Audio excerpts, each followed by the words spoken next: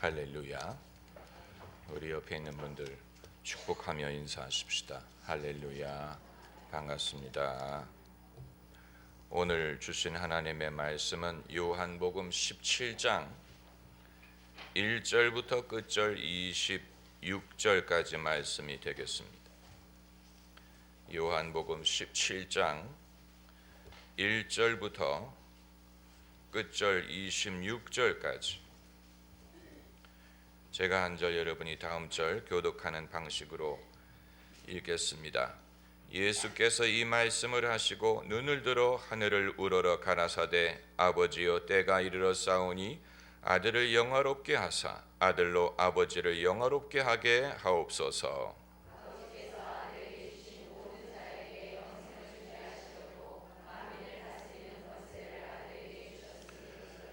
영생은 곧 유일하신 참 하나님과 그의 보내신 자 예수 그리스도를 아는 것이니이다.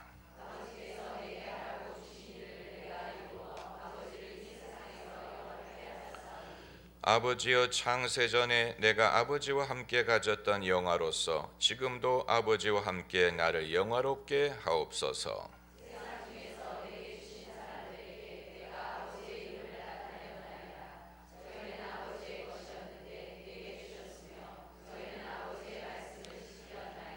지금 저희는 아버지께서 내게 주신 것이 다 아버지께로서 온 것인 줄 알았나이다.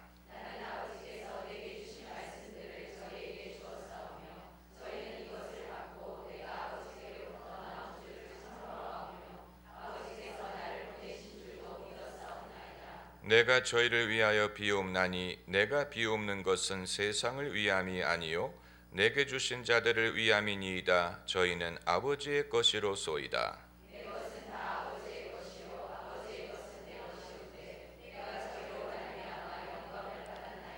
나는 세상에 더 있지 아니하오나 저희는 세상에 있사옵고 나는 아버지께로 가옵나니 거룩하신 아버지여 내게 주신 아버지의 이름으로 저희를 보존하사 우리와 같이 저희도 하나가 되게 하옵소서.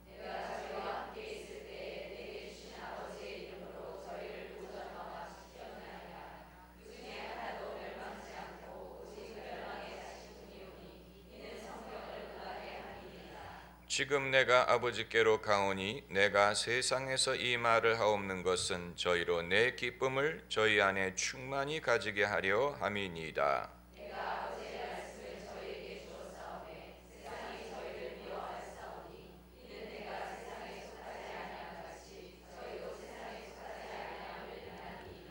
내가 비옵는 것은 저희를 세상에서 데려가시기를 위함이 아니요 오직 악에 빠지지 않게 보존하시기를 위함이니이다.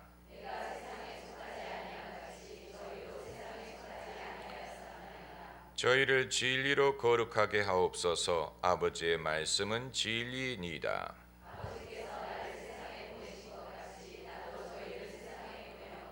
또 저희를 위하여 내가 나를 거룩하게 하오니 이는 저희도 진리로 거룩함을 얻게 하려 함이니이다.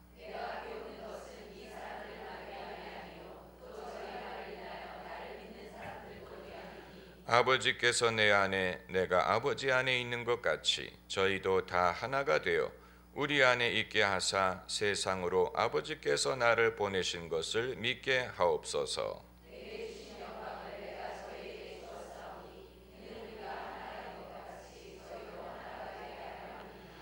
곧 내가 저희 안에 아버지께서 내 안에 계셔 저희로 온전함을 이루어 하나가 되게 하려 함은 아버지께서 나를 보내신 것과 또 나를 사랑하심 같이 저희도 사랑하신 것을 세상으로 알게 하려 함이로소이다.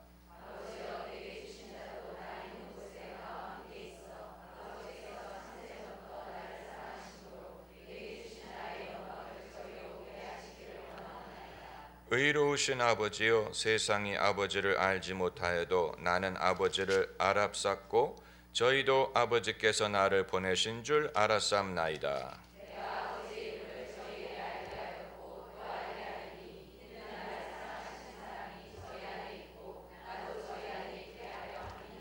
아멘.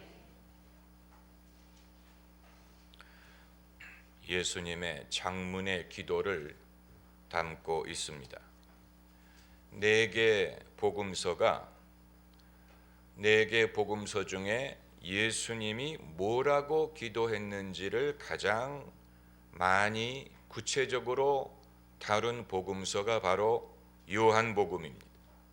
다른 복음서는 예수님이 기도하셨다라는 언급은 있지만 뭐라고 기도하셨는지를 누락시킬 경우가 많습니다. 겟세마네 동산에서 이 잔이 나를 지나가게 해달라고 기도하신 것을 제외하고는 누가복음에 예수님이 세례 받으실 때 물에서 나와 기도하실 때 성령이 임하셨다라고 말하고 있지만 뭐라고 기도하셨는지는 말하고 있지 않습니다.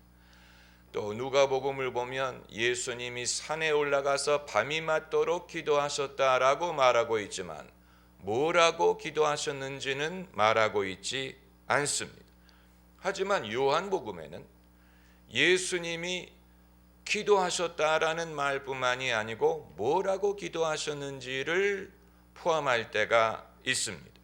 예컨대 나사로의 무덤 앞에 서서 기도하실 때 뭐라고 기도하셨는지를 요한은 말합니다. 아버지여, 내 말을 들으신 것을 감사하나이다. 항상 내 말을 들으시는 줄을 내가 알았나이다 라고 나사로의 무덤 앞에서 기도하셨어요. 사실 누가 뭐라고 기도했는지를 알기 어려운 이유는 마음으로 기도하면 알 도리가 없고 또 작은 목소리로 기도를 하면 옆에 다가가 귀를 기울여 듣지 않으면 어떻게 알 수 있겠습니까? 그럼에도 성경에는 믿음의 인물이 기도할 때 뭐라고 기도했는지를 말한 구절들이 많이 있습니다. 예컨대 아브라함의 종이 이삭의 배필을 찾으러 하란에 갔을 때 우물가에서 뭐라고 기도했는지를 말하고 있고 또 야곱이 베델에서 돌베개를 하고 자다가 꿈에 하나님을 뵌 후에 일어나서 뭐라고 서원하고 기도했는지를 말하고 있습니다. 또 한나가 자식 없음을 인하여 눈물을 흘리고 하나님께 기도할 때 뭐라고 하나님께 약속하면서 기도했는지를 말하고 있고 솔로몬이 예루살렘 성전을 봉헌할 때 그의 긴 기도문이 성경에 기록이 되어 있고 히스기야 왕이 내가 이제 죽으리니 내 집을 정리하라 라는 말을 듣고 벽을 향해 돌아 누워 눈물을 흘리며 기도했을 때 뭐라고 기도했는지를 성경은 말하고 있고 엘리야 선지자가 바알의 선지자들과 맞서서 갈멜산에서 불로 응답하는 분이 하나님이다 라는 영적인 대결을 벌일 때 엘리야 선지자가 뭐라고 기도했는지를 성경은 말하고 있습니다. 그 이외에도 많은 기도문이 기록이 되어 있는데 신약 성경에서 예수님의 기도문을 가장 많이 기록한 사람은 요한이 이 기도를 소위 예수님의 대제사장적 기도라고 부릅니다. 그 말은 예수님이 대제사장으로서 인류를 대신하여 하나님께 기도했다라는 뜻인데 그건 이후에 신학자들이 붙인 이름이고 이게 대제사장적 기도문이라는 것을 아는 것이 본문을 이해하는 데 별로 도움을 주지는 않습니다. 왜냐하면 예수님이 백성들을 위해서 기도한 것뿐만이 아니고 상당 부분을 당신과 하나님 아버지의 관계에 대해서 기도하셨기 때문이 당신과 하나님의 관계에 대해서 많은 말씀을 하셨습니다. 예컨대 1절에 하늘을 우러러 가사사대 아버지여 때가 이르러 싸우니 아들을 영화롭게 하사 아들로 아버지를 영화롭게 하게 하옵소서. 이것은 백성들을 위한 기도가 아니고 아버지 하나님과 당신과의 관계에 대한 것입니다.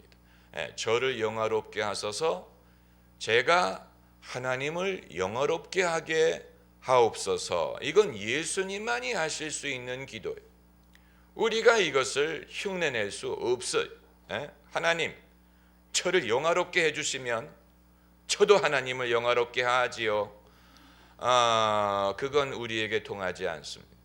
그건 예수님이 십자가의 고난을 지고 난 다음에 하실 수 있는 말씀이, 우리는 죽을 때까지 순종하며 사는 것뿐이고 그것이 하나님께 영광이 되기를 바라는 것이지, 하나님이 나를 영화롭게 하면 나도 하나님을 영화롭게 하겠다, 그건 예수님만이 하실 수 있는 말씀.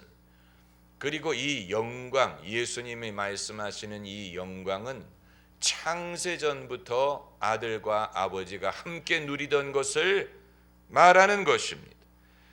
5절 말씀에 아버지요, 창세전에, 성경에 창세기가 있는데 태초에 하나님이 천지를 창조하시기 이전에, 그 이전에, before, 창세기 before, 그 이전에 아버지와 아들이 누리던 영광에 대해서 말씀하십니다. 이것은 예수님이 이 동정녀 마리아를 통하여 탄생할 때 비로소 존재하기 시작한 것이 아니고, 아브라함이 있기 전에 내가 있느니라, 태초에 말씀이 계시니 그 말씀이 육신이 되어, 그 이전에 창세전에 아들과 아버지가 누렸던 영광, 이건 신비한 개념이에요. 삼위일체를 논할 때 우리가 뺄 수 없는 구절입니다. 이런 기도는 백성에 대한 기도가 아니고 예수님과 아버지에 대한 기도입니다. 정말 하나님의 아들이 아니시라면 예수님은 이런 기도를 하실 수가 없고, 예수께서 하나님의 아들이시라는 것이 무엇임을 시사하는 구절입니다. 그런데 우리가 하는 기도를 예수님의 기도와 비교를 해보면, 우리는 예수님이 하시는 기도는 우리의 기도와 어떻게 다르냐, 이걸 우리가 좀 생각을 해볼 필요가 있습니다. 일단 예수님은 기도하실 때 1절을 보면 눈을 들어 하늘을 우러러 가라사대, 눈을 들어 하늘을 바라보면서 기도하셨다라고 했습니다. 우리는 기도할 때 죄인처럼 고개를 푹 숙이고 한 번도 고개를 들지 못하고, 마치 이 바리새인과 세리의 비유에 세리가 구석에서 고개를 들지도 못하고 기도한 것처럼 우리는 대부분의 경우에 그렇게 기도합니다. 아마 여러분 중에는 기도하는 자세가 뭐가 중요합니까? 내용이 중요하지. 그러나 기도하는 자세가 암시하는 것이 있습니다.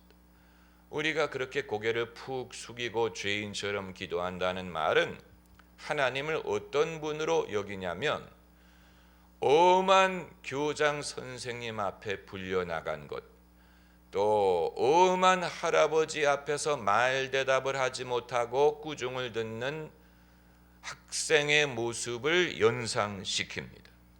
우리는 야단을 맞는 존재, 고개 숙이고.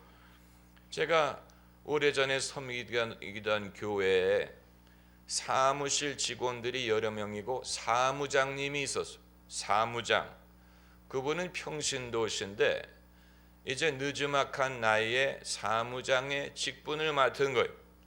그래서 목회자들이 예배 드릴 때는 사무장은 사실 그 자리에 끼지도 못합니다. 평신도기 때문에. 그런데 목회자들이 사무실에서 나가고 사무를 시작하기 전에 이 사무장님이 한마디 직원들에게 말하는 순서가 있어요. 그때는 사무장님이 완전히 사자가 돼가지고 나머지 직원들은 고개를 숙이고 이렇게 듣습니다. 저는 밖에서, 창문 밖에서 늘 궁금하게 생각했습니다. 저 사무장이 뭐라고 말을 하길래 직원들이 전부 다 죄인처럼 고개를 숙이고 서서 고개를 숙이고 이렇게 듣나. 야단을 치나 뭐라고 말을 하나. 그러니까 사무장님이 문을 닫으면 그 세상에선 사무장이 왕이, 그리고 나머지 직원들은 그저 죄인처럼 듣기만 해야 돼. 여러분, 교회 사무실에서 일을 볼 때도 그렇게 한다면 당연히 하나님께 기도할 때는 그렇게 할 수밖에 없지 않겠습니까? 고개 숙이고 야단 맞는 식으로. 그러나 예수님은 그렇게 하지 않으시고 눈을 들어 하늘을 우러러보고 기도하셨다라고 했어요. 이 바디 랭귀지라는 게 있어요. 사람의 몸의 자세가 암시하는 게 있어요. 사람은 자기가 좋아하는 사람에게 몸이 가까이 가려는 경향이 있어요. 그를 바라보고 뭔가 은연중에 일부러 몸이 가까이 갑니다.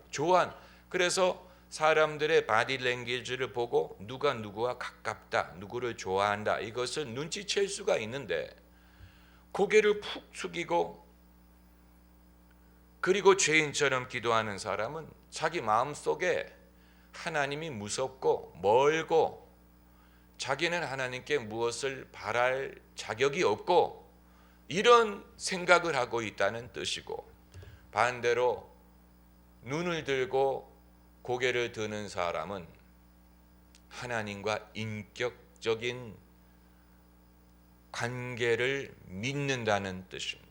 인격적인 관계, personal relationship, 인격적인 관계. 인격적인 관계라는 것은 사실 언어로서 충분히 설명이 되지 않는 개념입니다.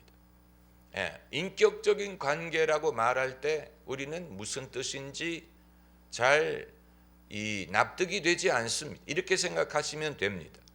새 신부가 시집 왔을 때는 고개를 들지도 못하고 말대꾸도 못하고 이렇게 있지만, 세월이 지나가면 이제는 남편의 눈을 바로 쳐다보는 것뿐만이 아니고 오히려 남편이, 마누라가 말씀하실 때 남편이 고개를 숙이고 듣는 관계로 역전이 됩니다.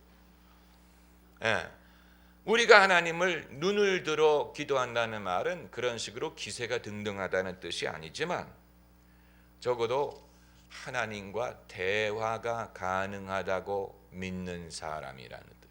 하나님과 대화가 가능하다고 믿는 것입니다.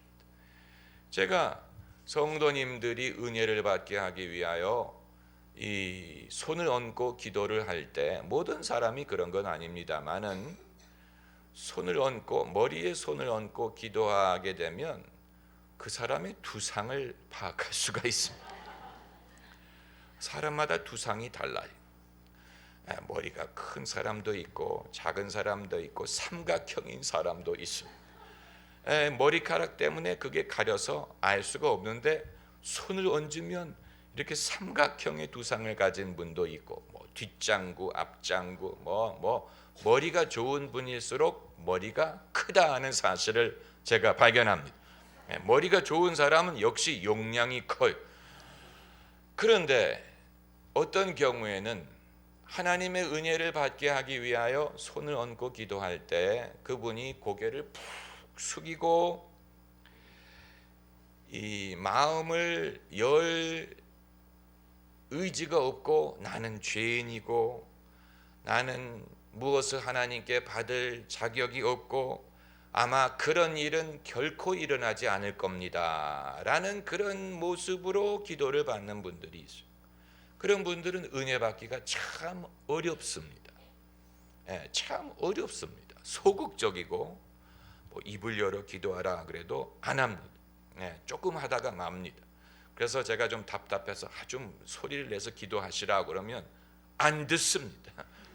그건 불순종하기 위해서 그런 게 아니고 그럴 심리적인 상태가 안 된 거예요. 하나님 앞에 소리를 내서 기도할 그 준비조차 되지 않은 것, 그만큼 기가 죽은 것, 영적으로. 그런 분들은 은혜 받기가 참 어려워요. 그게 아니고 그 애들도 너 이거 한번 먹어볼래? 할 때 그래요? 맛있겠다 하고 먹는 애가 있고 죽어도 안 먹는 놈이 있어요. 이거 좀 먹어봐라. 한 번만 맛만 봐라. 죽어도. 그런데 영적인 부분도 그렇습니다. 한번 입을 열어서 방언으로 해볼래요? 그러면 네, 라라라라라라라라 하는 사람이 있고 죽어도 입을 안 여는 사람도 있어요. 왜 그런지는 알 수가 없어요. 그 사람의 성격인지 영적인 상태를 반영하는 것인지 한 가지 분명한 것은 이 믿음도 자기가 알지 못하는 세상에 대하여 마음을 열고 이 갈렙과 여호수아처럼 안 해본 것을 시도해 보려는 적극적인 마음을 가진 사람이 있고, 그게 아니고 10명의 정탐꾼처럼 나는 못해, 한 번도 안 해봤어, 난 그런 거 안 할 거야, 뭐 그런 게 어디 있어, 이런 자세를 가진 사람들이 있어. 그게 신앙에도 그대로 적용이 됩니다. 그런 사람들은 죄사함에 대한 확신이든 구원에 대한 확신이든 하나님의 뜻을 아는 것이든 성령의 은사든 어떤 부분에든 받기가 어렵고 확신하기가 어렵고 적극적인 믿음을 갖기가 어렵습니다. 똑같이 신앙생활을 하더라도 그런 차이가 있어요. 한번 해볼래? 물어보지 않아도 아무개가 어떤 식으로 신앙생활하는 것을 보고 나는 저게 좋다, 나도 저 사람처럼 하고 싶다, 이런 식으로 적극적인 사람이 있는 반면에 저 사람들은 왜 손을 들고 찬양을 해? 손 아프게. 저 사람들은 왜 저렇게 감정적으로 믿을까? 점잖게 믿지. 이런 식으로 똑같은 상황에서 나는 저거 한번 해봤으면 좋겠다라는 사람이 있고, 비판적이고 부정적인 사람이 있어요. 그건 어떻게 보면 본인의 그릇이라고 말할 수밖에 없어요. 본인의 그릇이 그런 거예요. 본인의 그릇이 그렇기 때문에 하나님도 그런 사람에게 무엇을 주시기가 어려운 것입니다. 무엇을 얻기가 어려운 것입니다. 왜 예수님은 사람들을 고쳐주기 전에 물어보셨느냐? 질문을 하셨느냐? 내가 낫고자 하느냐? 38년 된 병자에게 내가 낫고자 하느냐? 대답을 듣기 원하셨어요. 또 바디메오가 예수님의 이름을 부를 때 바디메오를 불러서 내가 무엇 해주기를 원하느냐라고 물어보셨어요. 또 다른 병자에게 내가 이 일할 수 있음을 내가 믿느냐라고 물어보셨어요. 예수님이 왜 물어보십니까? 그것은 예수님이 이 모든 일을 할 의향이 있지만 그 사람의 믿음, 그 사람의 열린 마음을 확인하기를 원하셨기 때문입니다. 그래서 내가 이 일 할 수 있음을 내가 믿느냐라고 물었을 때 내가 믿습니다 라고 대답을 했더니 내 믿은 대로 되리라 말씀하시오. 어떻게 보면 내가 고백한 대로 되리라, 내 입에서 나온 말대로 되리라, 내 믿음의 그릇대로 되리라 하는 말씀이에요. 그러니까 하나님은 똑같은 하나님이시지만 우리의 그릇의 크기에 따라서, 우리의 마음의 상태에 따라서 그 하나님의 능력을 많이 경험하는 사람이 있고 조금 경험하는 사람이 있고 못 경험하는 사람도 있을 수 있다는 얘기. 그러니까 어떻게 모든 사람이 그렇게 되도록 만들 수 있겠습니까마는, 그러나 우리는 자식을 키우든 사람들을 훈련시킬 때 가급적 이런저런 경험을 많이 하게 하고 안 먹어보던 음식도 먹는 기회를 주고 이런 식으로 여러 종류의 사람을 만날 수 있게 하고, 그래서 사람이 편견이나 편협한 그런 세상에 살지 않고 가급적 그 그릇을 넓혀서 세상에는 이런 것도 있고 저런 것도 있고 이런 것도 맛있고 저런 것도 맛있고 또 이런 가능성도 있고 저럴 가능성도 있고 하나님은 크신 하나님이고 나는 하나님의 예비하신 모든 것을 나는 다 환영하고 나는 기대한다. 이런 마음을 갖도록 하는 방법밖에는 없어요. 그렇지 않습니까? 그것도 부모 마음대로 되는 게 아니, 선생 마음대로 되는 것이 아니지만 가급적 하나님은 똑같은 하나님인데 왜 사람들마다 경험하는 하나님이 다르고 하나님의 능력을 경험하는 것이 다르냐? 그건 사람의 그릇에 좌우되는 것입니다. 이 선지자의 과부가 엘리사 선지자를 찾아와서 남편이 빚만 남겨놓고 세상을 떴어. 이제 우리가 먹고 살 길이 없고 체주가 와서 우리를 종으로 잡아가려고 하는데 빚을 못 갚으면 사람을 데려가요. 어떻게 하면 좋겠습니까? 그럴 때 엘리사 선지자가 내 집에 무엇이 있느냐 물어봤어. 우리 집에 있는 건 하나도 없고 기름이 조금 있습니다. 그랬더니 병을 빌리되 조금 빌리지 말고 많이 빌리라. 그리고 문을 닫고 기름을 그 병에 부어라. 그래서 이 과부와 그 아들이 동네에서 기름병을 많이 빌렸어요. 병인지 항아리인지는 알 수가 없지만 아마 항아리였을 거예요.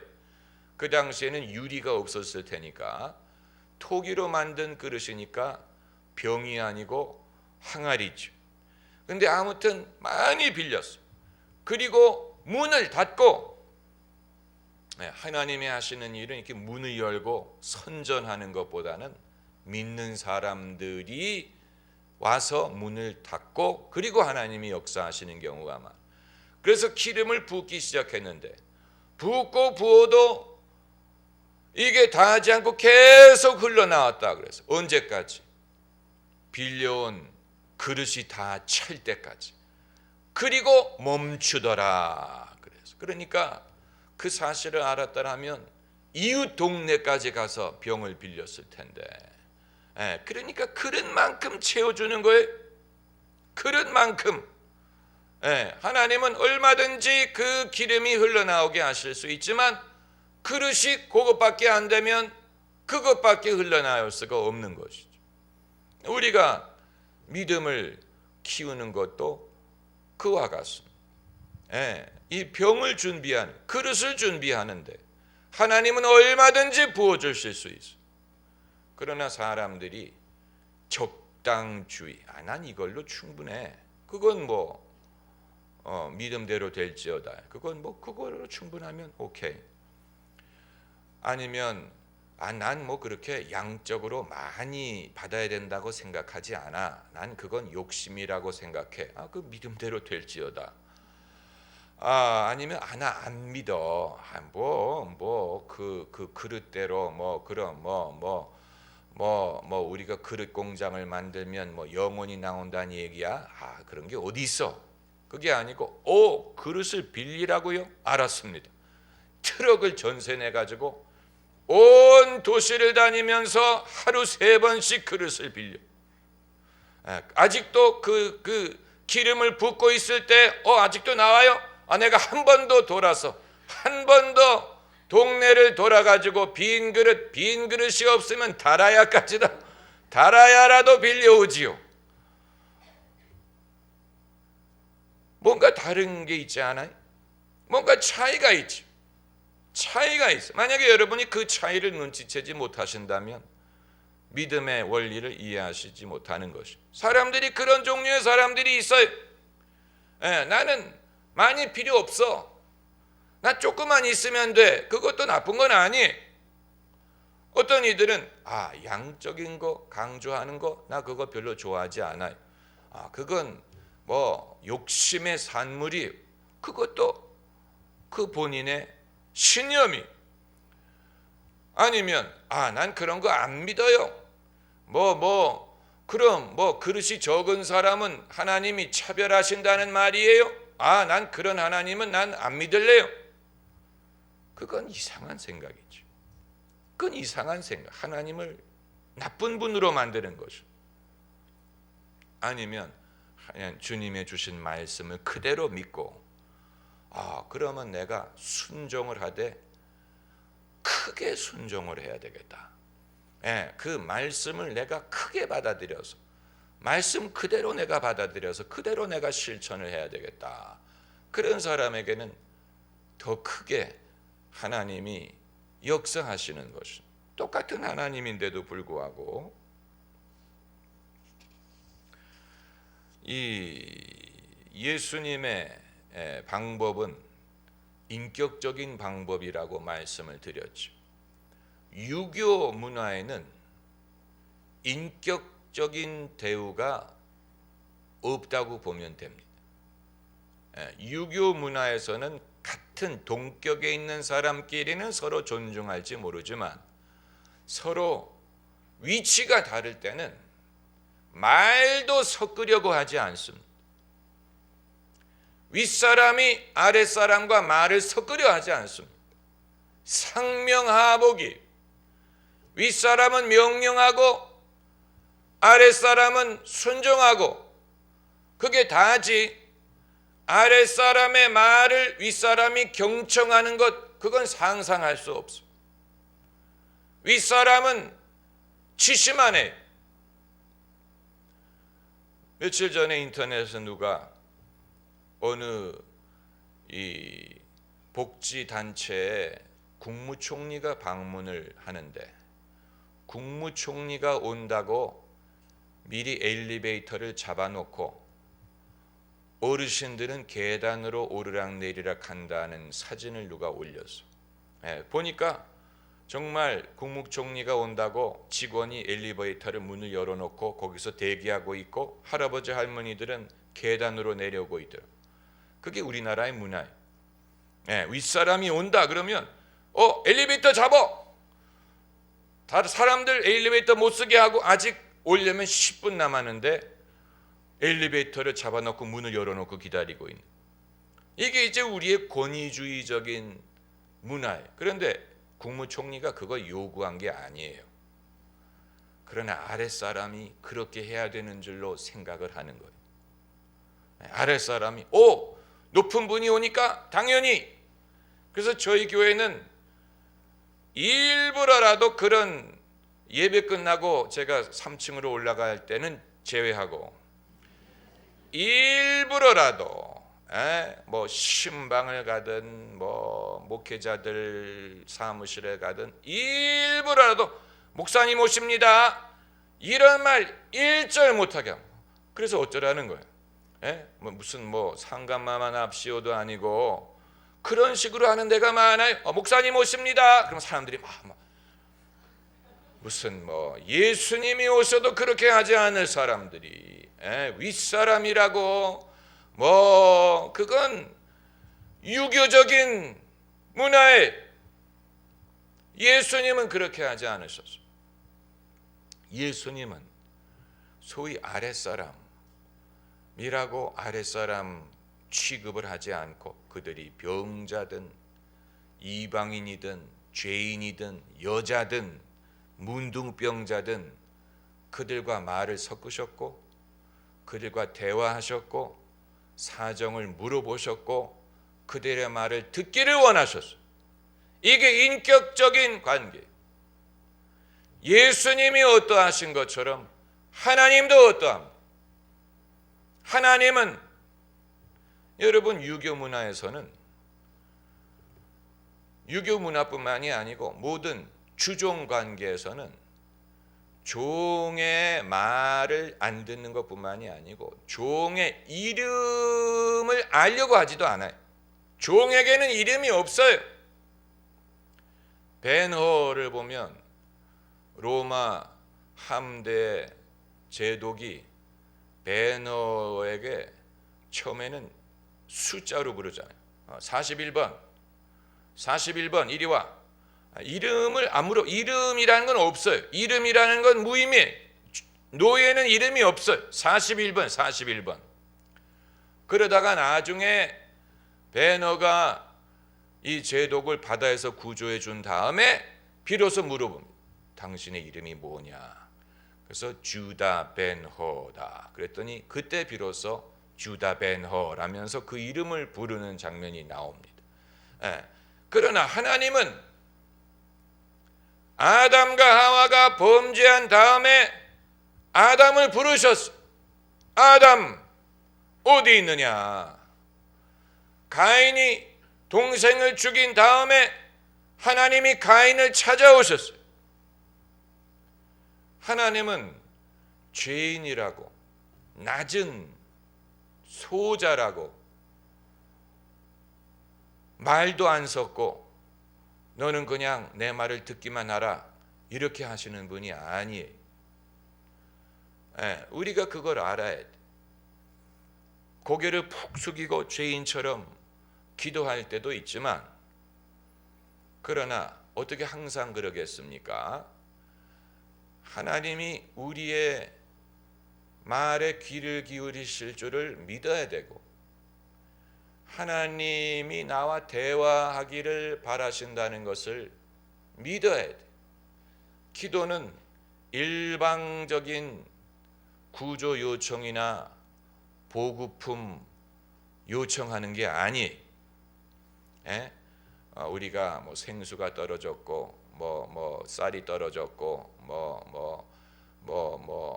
뭐 야채를 사와야 되고 뭐 이런 식으로 하나님께 우리가 이거 없고 요거를 좀 주셨으면 좋겠습니다. 그게 기도가 아니에요. 기도를 그것으로 국한시키는 사람은 정말 뭐가 많이 필요하든가, 늘 뭔가가 부족한 사람이든가, 아니면 기도를 잘못 알고 있는 사람. 예수님은 그런 식으로 기도하지 않고 하나님과 당신의 관계에 대해서 기도했어요. 이건 사실 놀라운 일이에요. 아마 부부들도 한참 결혼한 후에는 남편과 아내의 관계에 대해서 대화하는 경우는 극히 드물고, 뭐 성적이 어떻고, 뭐 애 학원과 무슨 뭐 이런 대화를 하는 경우가 많이 있을 겁니다. 당신과 나 사이에 당신과 나에 대해서 대화하는 경우는 극히 드물 거예요. 그건 뭔가 문제가 생긴 거예요. 하나님과 우리도 예수님처럼, 예수님이 이 기도문의 절반 이상이 하나님과 당신에 대한 기도예요. 예컨대 10절에 내 것은 내 아버지의 것이요 아버지의 것은 내 것이온데, 얼마나 위대한 말씀입니까?